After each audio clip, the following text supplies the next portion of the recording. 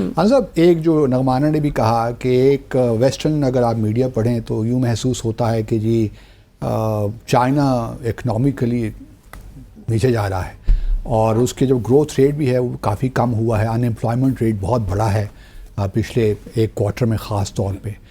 تو آپ واقعی یہ سمجھتے ہیں کہ اب چین کے لیے اس قدر مشکلات ہو گئی ہیں کہ وہ اس اکنامک سلو ڈاؤن جو اس وقت ہے اس سے نہیں نکل پائے گا؟ جی تھینک یو باسط صاحب. تھوڑا سا ایک دو چیزیں ہم اس کو وائڈر پرسپیکٹو میں اگر دیکھیں. کووڈ کے بعد کی دنیا اور یوکرین وار کے بعد کی دنیا اکنامکلی بہت فرق ہے. آپ اگر دیکھیں تو یورپین یونین کے اندر ریسیشن بڑا کلیئر چلا آ رہا ہے، تو بہت انورڈ لکنگ وہ بھی ہوتے جا رہے ہیں، امریکن بھی ہوتے جا رہے ہیں، افغانستان سے ان کا نکلنا اور ساری چیزیں لنکڈ ہیں. جہاں تک گلوبل گروتھ کے ریوائیول کا تعلق ہے، دیکھیں نا ایک ڈوم اینڈ گلوم پوسٹ کووڈ جو چل رہا ہے وہ 50% سے زیادہ ایشیا سے آنی ہے. سو اس وقت گیم جو ہے گلوبل گروتھ کی، اکنامک گروتھ کی، وہ ایشیا میں ہے اور اس کی میجورٹی جو دو ممالک ہیں وہ چین اور بھارت ہیں جن کی گروتھ ڈرائیو کرے گا. آپ نے انڈیا کو بھارت کہنا شروع کر دیا. انڈیا خود اس کو بھارت کہہ رہا ہے. اچھا، دوسری یہ ہے کہ اس کے اندر اب کچھ مڈل ایسٹ سڈنلی اپنی اکنامک گروتھ کو خاص طور پہ سعودی عربیہ لیڈ آگے لے جا رہا ہے. تو یہ گلوبل کانٹیکسٹ ہے کہ اس علاقے کی سگنیفیکنٹ اگر آپ دیکھیں، اگر 50 سے 60% فیوچر اکانومیز کا یہاں پر ہے تو اٹینشن یہاں پر آنی نارمل ہے، اس میں کوئی تعجب کی بات نہیں. اب آتی ہے چین کی گروتھ. اگر آپ چین کی دیکھیں، پچھلی جو نیشنل کانگریس تھی اس کے اندر جو ترجیحات تھیں اس کے اندر میجورٹی ترجیحات ان کی بھی انورڈ لکنگ تھی کہ ہم نے اپنے سیاسی مسائل حل کرنے ہیں، ہم نے تائیوان سے ڈیل کرنا ہے، ہم نے ڈومیسٹک ڈیمانڈ کو بڑھانا ہے. ڈومیسٹک ڈیمانڈ کو بڑھانے کا مسئلہ یہ، چین جو ایک پروڈکشن ہاؤس ہے دنیا کا، وہ دیکھ رہے ہیں کہ ایک تو مارکیٹ سلو ہو رہی ہیں، دوسرا یہ جو ٹینشن ہے اس کی وجہ سے آلدو بائی دا وے نمبرز اگر دیکھیں ایز این اکانومسٹ، اس جو بھی آپ کی امریکہ کی اور چین کی ٹینشن ہے، نہ فورن ڈائریکٹ انویسٹمنٹ کا لیول چینج ہوا ہے نہ ٹریڈ کا لیول چینج ہوا ہے. گروتھ ریٹ تو کم ہوا جی ہے. گروتھ ریٹ ہے لیکن جو نمبرز ہیں وہ کام چل رہا ہے کیونکہ لوگوں کو سستی چیزیں چاہیے. یہ ایک ٹرانزیشن ہے جس کو وقت لگے گا. چین کے اوپر جو ہمارے جہاں ہم ٹرین ہوئے ہیں اکانومسٹ والے اور دوسرے سب کہہ رہے ہیں کہ چین کے گروتھ کے ایشوز ڈیپن ہیں اور وہ ان کو ابھی وقت لگے گا ان کو سنبھالنے میں. ہمارا ذاتی خیال یہ ہے کہ چین کے اندر جو ہے نا جی ایک ریزیلینس ان بلٹ، اور اگر وہ اپنے آپ کو ڈیورسیفائی کر رہے ہیں اب مارکیٹس میں، یہ ایک ٹرانزیشن ہے 3 سال میں. چین اپنے خطے کی مارکیٹس اور انٹرنل مارکیٹس کے پوٹینشیل اگر دیکھیں، گروتھ ایشیا میں ہے تو چین ایشیا پہ فوکس کر کے ری باؤنڈ کرے گا. گروتھ ویسٹ میں نہیں ہے، یہ ایک بڑا کرٹیکل چیز تو ایشیا ہے نا جی. تو انڈیا کی اور چین کی ٹریڈ تو چل رہی ہے، دیکھیں نا $100 ارب کی ٹریڈ ہو رہی ہے. سو یہ جو کانفلکٹس ہیں نیسیسریلی اس وقت اکنامک پارٹنرشپس کو اتنا امپیکٹ نہیں کر رہے جتنا ہمارا خیال تھا. اگر ویسٹ زیادہ تگڑا ہوتا تو شاید یہ زیادہ کمپلیکس ہو جاتا. اس وقت ان کے خاص طور پہ یو کے حالات آپ دیکھ لیں، اس وقت تو ایکچوئل وہاں پر انفلیشنری پریشرز بہت ہائی ہیں، ریسیشنز ہیں.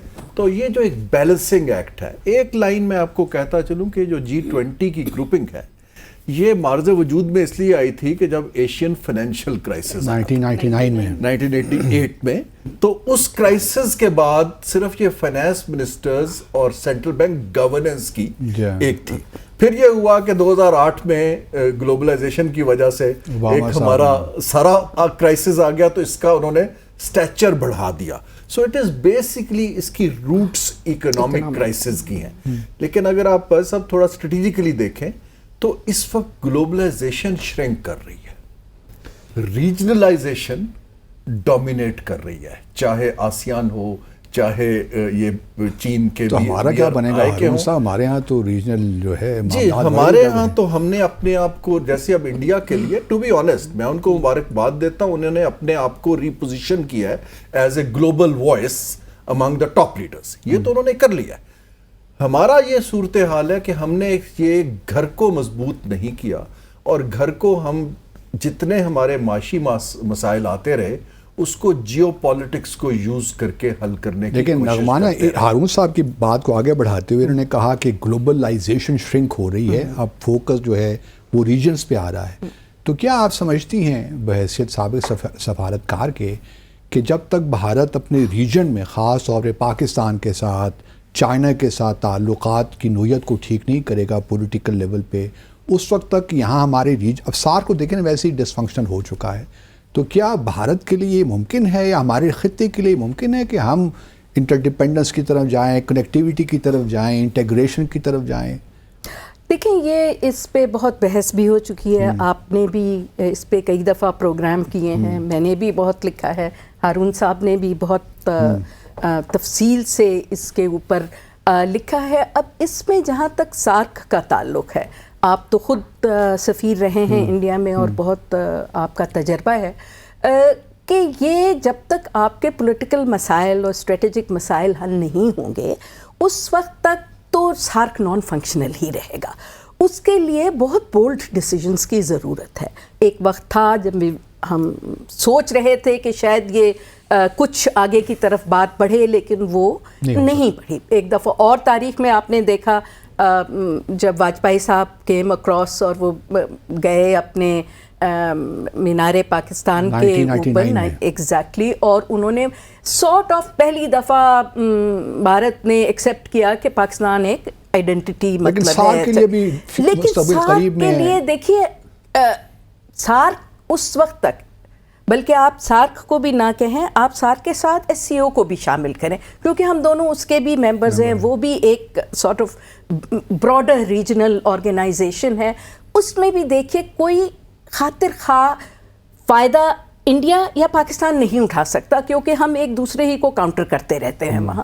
تو جب تک یہ دونوں ممالک فیصلہ نہیں کر لیتے کہ انہوں نے اپنے آپ کو ویزاوی ایچ ادر 30 ایئرز آن کہاں دیکھنا ہے اور اس پہ کیا آپ کا مطلب کمپرومائز ہوگا یا کہاں پہ آپ کا گیو اینڈ ٹیک ہوگا, کہ آپ کے پولیٹیکل حالات, جس میں سب سے بڑا کشمیر کا مسئلہ ہے, ظاہر سی بات ہے, اور اب تو 2019 کے بعد آپ نے دیکھے مسائل اور زیادہ بڑھ گئے ہیں. تو جب تک یہ حالات ٹھیک نہیں ہوں گے اس وقت تک یہ سوچنا کہ سارک جو ہے وہ ان حالات کے باوجود مطلب ریجنل کنیکٹیویٹی بغیر انٹیگریشن نہیں ہو سکتی unless we follow what the ASEAN have done. یہ کہنا جائز ہوگا کہ India is the biggest impediment to regional economic integration. ساک کے اندر It's too biased. نہیں, it's too biased. Okay. Because I think every nation has a right to have their own interest and stand by it.